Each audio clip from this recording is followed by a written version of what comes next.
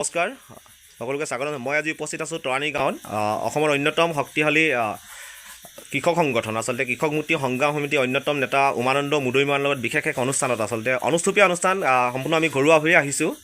এইবাৰ আচলতে উচ্চতৰ মাধ্যমিক সুখ্যাতিয়ে যিসকল ছাত্ৰ ছাত্ৰীয়ে উত্তীৰ্ণ হৈছে তেওঁলোকৰ ঘৰত উমানন্দ মুদৈ মৰাৰ লগত এষাৰ মাত দিওঁ বুলি আহিছোঁ। আৰু মই পোনপ্ৰথমেই উমানন্দ মুদৈৰ পৰা আচলতে কিছু কথা আজি তেওঁ কি কয় আচলতে কিয়নো আচলতে এই কথাষাৰ ভাবিলে আচলতে এনেধৰণে ঘৰত মাত লগাবলৈ আহিবলৈ তেওঁৰ পৰা অকণমান জানিবলৈ চেষ্টা কৰিম।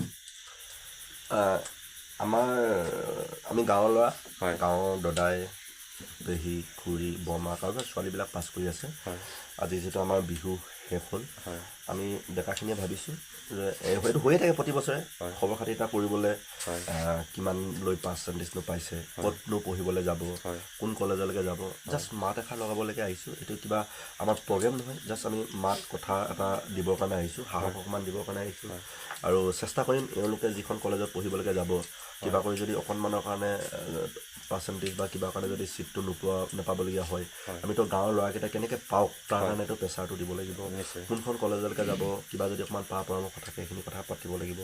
সেইবুলি আমি ল'ৰাবিলাকে বিভিন্ন বাকীকেইজনো বেলেগ বেলেগ ঘৰত গৈছে, আমিও ইয়াতে 2-4 ঘৰ ঠিক কৰি লৈছোঁ। এইকেইঘৰত আমি সন্ধিয়ালৈকে ভাত খোৱা বোৱা হোৱা সময়লৈকে আমি ঘূৰিম, এই ধৰণে আমি কৰোঁ। আৰু এইখিনি কৰিছোঁ। মেট্ৰিক সিদিনা মেট্ৰিক পাছ কৰোঁতেও আমি যিমানখিনি পাৰে মেট্ৰিক পাছ কৰা ছাত্ৰ ছাত্ৰীসকলৰ ঘৰে ঘৰে আমি যাবলৈ চেষ্টা কৰিছোঁ।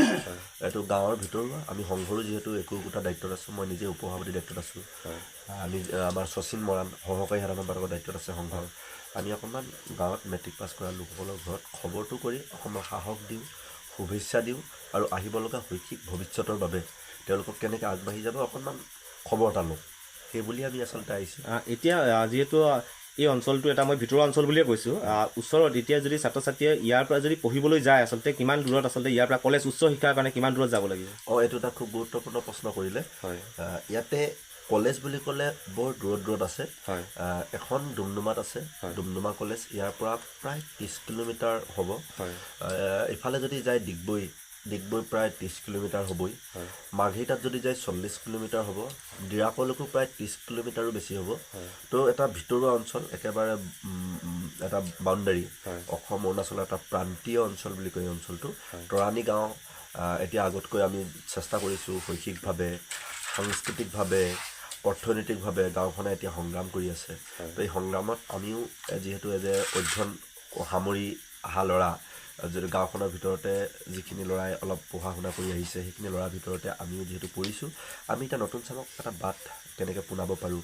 আৰু বহুত দূৰ দূৰ যাবলগীয়া হয়। ভাল কলেজ এখন ওচৰতে বুলি ক'লে ডিগবৈ কলেজ। আপোনালোকে জানে যে ডিব্ৰুগড় বিশ্ববিদ্যালয়ৰ ভিতৰত যি 5খন বা 7খন কলেজ একেবাৰে নাম জ্বলা কলেজ, তাৰ ভিতৰত ওচৰতে থকা ভাল কলেজখন ডিগবৈ। আমি আমাৰ ছাত্ৰ ছাত্ৰীসকলক কৈছোঁ, অলপ আগতে আমাৰ গাঁৱতে দুগৰাকী ছোৱালী পাছ কৰিছে, যিটো দহোটীয়া ঘৰত, আমাৰ ৰজি ভনীয়েক 2জনী 59.22।